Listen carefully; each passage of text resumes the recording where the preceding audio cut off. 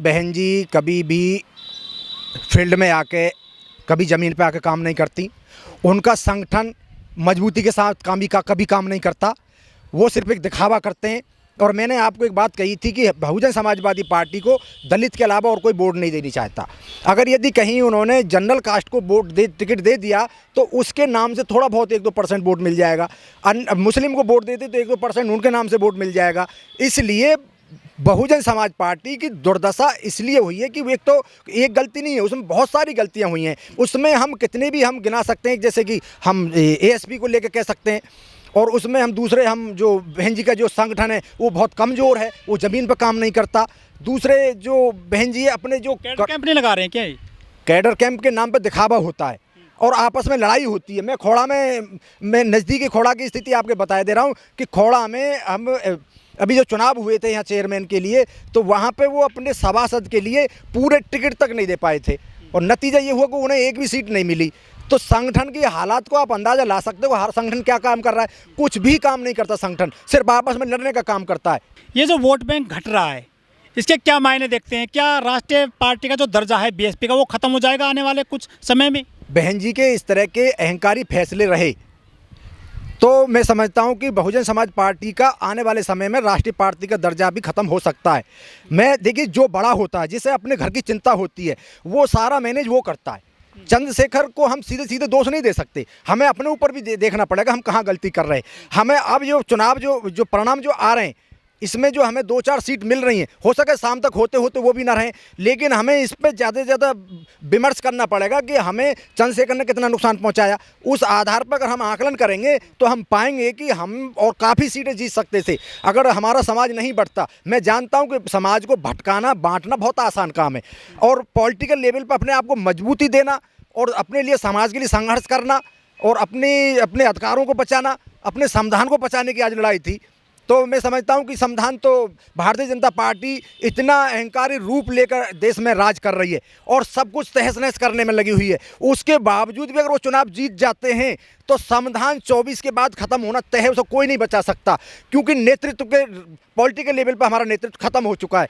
इसलिए मैं कह सकता हूँ कि इनको एक जगह आना पड़ेगा और जितनी जल्दी ये आ जाएंगे तो समझिए मेरे समाज की लड़ाई को मजबूती मिल जाएगी। जितना समाज बटेगा उतना ही भारतीय जनता पार्टी को फ़ायदा होगा।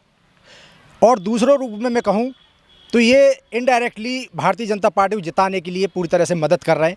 या तो इन्होंने अपनी कीमत ली है या बाबा साहब के मिशन को ख़त्म करने की इन्होंने बिल्कुल कसम खा रखी है। बाबा साहब इसी चीज़ को लेकर दुखी होते थे और उन्होंने ये कहा था कि मेरे मिशन को अगर बचाए रखना, इसको पीछे मत जाने देना, मेरे कारवां को बड़ी मुश्किलों से मैं यहाँ तक लेकर आया। इन्होंने आज वो सिद्ध कर दिया कि बाबा साहब के कारवां को दिखावा करते हैं और इन्होंने आज बाबा साहब के कारवां को बिल्कुल ये दिखा दिया कि हम अब अपने समाज की लड़ाई हम नहीं लड़ सकते, ये नपुंसक हो चुके हैं। इनको मैं हमेशा हर आपके चैनल के माध्यम से भी और काफ़ी चैनलों के माध्यम से मैं एक बात कहता रहा, आप भी मान जाइए, वक्त है, आप अलग अलग चुनाव मत लड़िए। अगर हम सामाजिक तौर पर अगर हमारे बीच में मतभेद होते हैं तो उसका नुकसान हमें पॉलिटिकल लेवल पर नहीं होता। जब हम पॉलिटिकल लेवल पर बढ़ जाते हैं तो हमें उसका सीधे सीधे नुकसान हमारे समाज को बहुत ज़्यादा होता है। नमस्कार, मैं ओमदेव। आज हम हैं दिल्ली में और हमारे साथ है सुरेंद्र बोध जी। सुरेंद्र बोध जी, जो 5 राज्यों में चुनाव हुए हैं हमारे देश में, मिजोरम के चुनाव के जो रिजल्ट हैं बाद में आएंगे, लेकिन 4 राज्यों के जो रिजल्ट हैं वो आज आ रहे हैं। छत्तीसगढ़, मध्य प्रदेश, राजस्थान और तेलंगाना। इन चारों राज्यों में 3 राज्यों में बीजेपी सबसे आगे चल रही है और जो कांग्रेस है वो राजस्थान में हार रही है। देखिए, बसपा के लिए मैं खास तौर पे ये कहना चाहूँगा कि राष्ट्रीय पार्टी होने के कोई मायने नहीं रखते। मायने ये रखते हैं कि आप कितने राज्यों में आप राज कर रहे हो। अगर आप किसी भी राज्य में, स्टेट में राज नहीं कर रहे तो 24 के चुनाव के बाद और ये 5 राज्यों में जो चुनाव की जो परिणाम जो आ रहे हैं, इसी को स्थिति से आप आकलन लगा सकते हो कि हमारी स्थिति अगर राष्ट्रीय पार्टी है तो उसको कोई मायने नहीं है। और 24 के बाद हमें और स्थिति साफ हो जाएगी कि हम कहीं भी भारतीय राजनीति में हमारा कोई नेतृत्व नहीं रहेगा और हम खत्म हो जाएंगे। तो ये जो सीटें घट रही हैं हर बार चुनाव में बीएसपी की, इसके पीछे का लॉजिक क्या मानते हैं? क्या बीएसपी ठीक से चुनाव नहीं लड़ पा रही है, वोट नहीं मिल रहा उनको? बहुजन समाज पार्टी हमेशा से मजबूती से चुनाव लड़ती रही है हमने एक बात मैंने कही थी कि जो हमारे जो चंद्रशेखर जो एएसपी जो समाज पार्टी बना के जो अपने अलग पार्टी उन्होंने बना के जितना समाज को नुकसान पहुंचाया है, उस नुकसान की वजह से ही भारतीय हमारी बहुजन समाज पार्टी आज बिल्कुल हाशिए पे चली गई है और एक सीट और 2 सीट के लिए आज हम संघर्ष कर रहे हैं। उनका भी कोई पता नहीं कि शाम तक परिणाम आते आते वो भी रहें ना रहें, लेकिन मैं ये जरूर कहूँगा अगर इन्होंने खाता खोल भी लिया तो और उन्होंने 2% 3% वोट ले भी ली तो उससे मेरे समाज को दुर्दशा ही की स्थिति में लेके जा रहे हैं। और इन्होंने जो संगठन हमारे जो बनाना था इन्हें सामाजिक तौर पे उसको इन्होंने ख़त्म कर दिया। इसके लिए भारतीय बहुजन समाज पार्टी और एएसपी चंद्रशेखर की पार्टी यही जिम्मेदार हैं और यही मेरे समाज को बर्बाद करेंगे और बाबा साहब के कारवां को यही बिल्कुल ख़त्म करने का इन्होंने बिल्कुल कसम खा के रखी हुई है। आप भीम आर्मी के जो नेता हैं चंद्रशेखर आज़ाद, आप उन पर आरोप लगाते हैं कि वो बहन जी को उन्होंने कमज़ोर कर दिया, इन्होंने पार्टी बना ली अपनी। लेकिन जो बीएसपी है वो तो 2012 के बाद से लगातार चुनाव हारती जा रही है उत्तर प्रदेश समेत कई राज्यों में।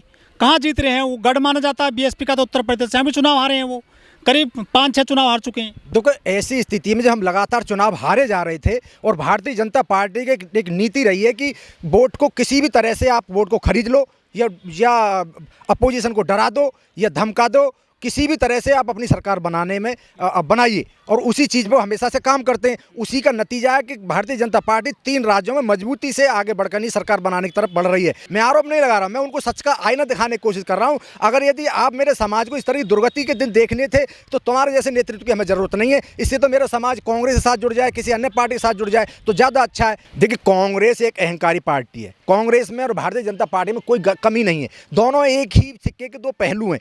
कांग्रेस जब तक चाहेगी जब तक भारतीय जनता पार्टी देश में राज करेगी। कांग्रेस ने ही वो अहंकारी रूप था कि मध्य प्रदेश में समाजवादी पार्टी तो गठबंधन करते करते उन्होंने उनको अलग कर दिया। यही उनका तेलंगाना में रहा, वही उनका राजस्थान में रहा। कहीं भी कांग्रेस जो है अंदरूनी तौर पर भारतीय जनता पार्टी का ही दूसरा रूप है। जब तक कांग्रेस चाहेगी तब तक बीजेपी राज करेगी और इसमें दिखावा करती है मुस्लिमों की लड़ाई लड़ने का, दलितों की, आदिवासियों की लड़ाई लड़ने का। वो सिर्फ मनुवाद के एजेंडे पर ही काम कर रहे हैं। आप देख लीजिए जो पार्टी में एक हमारे दलित नेता को राष्ट्रीय अध्यक्ष बना देने से कोई इतनी मजबूती नहीं मिल जाती। जब हमें इतनी चिंता है दलितों की, आदिवासियों की, मुस्लिमों की, तो हमें फिर उनको पार्टी के लेवल पर गठबंधन करके नहीं चुनाव लड़ना चाहिए था। तो भारतीय जनता पार्टी का वोट बढ़ता नहीं है, भारतीय जनता पार्टी पर खासियत है वो कटता नहीं है और उसी मजबूती से साथ उसका वोट बना रहता है और हमारा वोट जितना कट जाएगा उतना भारतीय जनता पार्टी मजबूत हो जाती है। तो इस पर ध्यान देना पड़ेगा। राजस्थान में तो चंद्रशेखर ने बहुत सारी रैलियां करी, उसने जो है वहाँ पे भीड़ इकट्ठी करी थी। जो प्रताड़ना होती है दलितों के साथ में, गरीबों के साथ में, वो वहाँ जाते हैं, उससे तो उसका जनाधार बढ़ता है ना। 1-2 सीट तो जीतना चाहिए चंद्रशेखर को भी, उनकी पार्टी को भी। देखिए आप समाज की लड़ाई लड़ रहे हैं, हम सराहना करते हैं, पूरा देश उस चीज़ की सराहना करता है, मेरा समाज उसकी सराहना करता है। लेकिन जब पॉलिटिकल लेवल पे हम बट गए तो वोट कहाँ है हमारी? आपने परसेंटेज दे देखिए ना, इतनी जल्दी जो 84 से जो पार्टी जो इस समय आपको दिख रही अस्तित्व में है, उसको एएसपी तुरंत आकर के उसको ख़त्म करने की अगर धारणा अपने दिमाग में रखती है तो ये बहुत बड़ी गलत बात है। इनको आज नहीं तो कल जितनी जल्दी ये एक संगठन में आ जाएंगे पॉलिटिकल लेवल पे, कमज़ोर कर रहे हैं आज़ाद समाज पार्टी के नेता। इसके लिए खास तौर पे मैं सीधे चंद्रशेखर जी को भी कहना चाहूँगा और बहन जी को भी कहना चाहूँगा कि जितनी जल्दी अपने नेतृत्व को एक संगठित कर लेंगे और समाज को इतनी जल्दी मजबूती दे देंगे, आने वाले समय में मेरे समाज बचा रहेगा, संविधान बचा रहेगा, अधिकार बचे रहेंगे, शिक्षा भी बची रहेगी। अगर यदि आपने इस तरह से लड़ते रहे तो भारतीय जनता पार्टी को, हमारे समाज को उसी दर्दशा में ढकेलने के लिए कोई और जिम्मेदार नहीं, हम खुद ही जिम्मेदार हैं। लेकिन मध्य प्रदेश और राजस्थान में तो जो बीएसपी के अभी तक विधायक चुने जाते रहे हैं उनको तोड़ करके अपनी पार्टी बना लेती है कांग्रेस। देखिए ये सत्य बात है, मैंने वो हमेशा यही कहा था कि कांग्रेस एक ऐसी पार्टी है, एक ऐसा जहरीला पौधा है देश के अंदर जिसने हमेशा हमारे एक छुपे हुए जहर की तरह से हमारे ऊपर आघात किया है, हमारे अधिकारों को उन्होंने छीनने का काम किया है। आज जो भारतीय जनता पार्टी देश में राज कर रही है उसके लिए कांग्रेस ही जिम्मेदार है। खूब पता है कांग्रेस को गठबंधन, आज की डेट में गठबंधन बहुत ज़रूरी है और गठबंधन में अगर कोई उसके साथ नहीं आ रहा तो उसके लिए कांग्रेस खुद जिम्मेदार है। तो बीएसपी को इसने एक बार नहीं अनेकों बार कांग्रेस पार्टी ने धोखा दिया है। उस चीज़ हमेशा बहन जी हमेशा नाराज़ रहती है और नाराज़ रहने उनके जायज़ है। और नाराज होना भी चाहिए। तो मैं तो यहाँ कहूँगा कि हमें तीसरे नेतृत्व की तरफ जाना चाहिए। SC ST OBC इतना जो 85% जो वोट है, जितनी जल्दी वो एक नेतृत्व में आ जाएगा, एक पार्टी तीसरा फ्रंट बना लेगा, उतनी जल्दी हम देश की सत्ता में काबिज हो जाएंगे और अपने मान सम्मान अधिकार और अपने शिक्षा को सब चीज़ को बचाने में कामयाब हो जाएंगे। लेकिन राजस्थान और मध्य प्रदेश में बड़ा समाज है SC ST का, वो वोट बैंक बसपा के साथ क्यों नहीं आता है? क्या बसपा को पनपने नहीं देना चाहती है कांग्रेस और बीजेपी मध्य प्रदेश या राजस्थान में? बसपा को क्यों खड़ा होने की कोशिश नहीं करने देते हैं ये लोग? क्या क्या लगता है? देखिए, वोट बैंक बहुत ज़्यादा होने से मायने नहीं रखता, मतलब रखता नेतृत्व को। उसका नेतृत्व कौन कर रहा है? भारतीय जनता पार्टी पैसे से वोट खरीदती है, उनको लालच देती है, उनको डराती है, उनको फुसलाती है, इस तरह से उनको वोट लेकर निकल जाती है। और जो भी हमारा नेतृत्व जो खड़ा होता है हमारे समाज की लड़ाई लड़ने के लिए, उसको अंदरूनी तौर पर पैसे दे देती है और उसको उसकी क्षमताओं को सीमित कर देती है। और ये चीज़ें हमारे पार्टी लेवल पे या समाज के सामने नहीं आ पाती हैं। उस वजह से हमारा समाज बिखरा हुआ है और बिका हुआ है।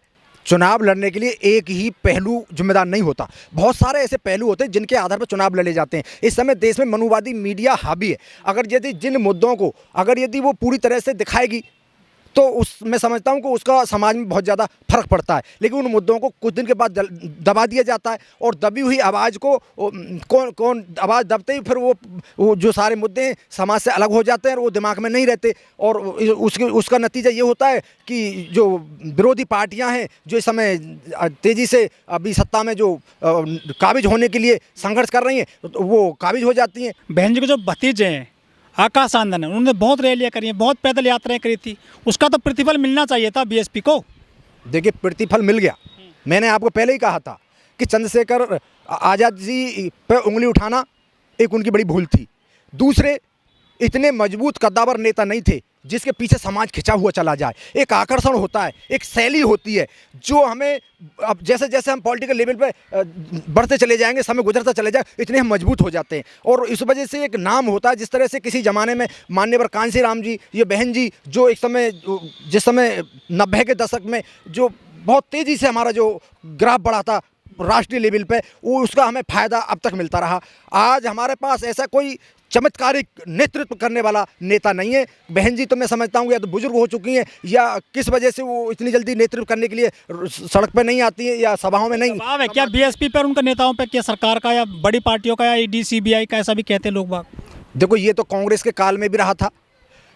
बहन जी की बहुजन समाज पार्टी से और समाजवादी पार्टी से कांग्रेस पार्टी ने पूरे 5 साल उनको डरा के धमका के ED CBI का प्रयोग करके पूरे 5 साल बिना किसी उसके अपनी सरकार चला ली थी और अपना सहयोग लेकर रखा था। वही ठीक उसी रास्ते पर भारतीय जनता पार्टी है। बहन जी को उन्होंने डरा रखा है और उनसे कह रखा कि अपनी सीमाओं को सीमित रखिए। अगर ज़्यादा उछल कूद करेंगे तो आप लालू जी का बिहार में आपने हाल देखा था। सबसे ज़्यादा दुखी इस पार्टी ने ED CBI लगा के उनको परेशान किया। वही नतीजा। बहन जी की उम्र ऐसी नहीं है कि और मेरा समाज एक तरह से बहुत ही उत्तेजक समाज है। अगर यदि बहन जी के साथ यदि इन्होंने ED CBI का प्रयोग किया और बहन जी को जेल में डाल दिया तो मेरा समाज सीधे सीधे सड़क पर आ जाएगा। तो बहन जी भी कुछ सोच के इस समय अपनी सीमाओं को सीमित करके बैठी हुई हैं और उसका नुकसान हमें पॉलिटिकल लेवल पर हो रहा है। वही भारतीय जनता चाहती है।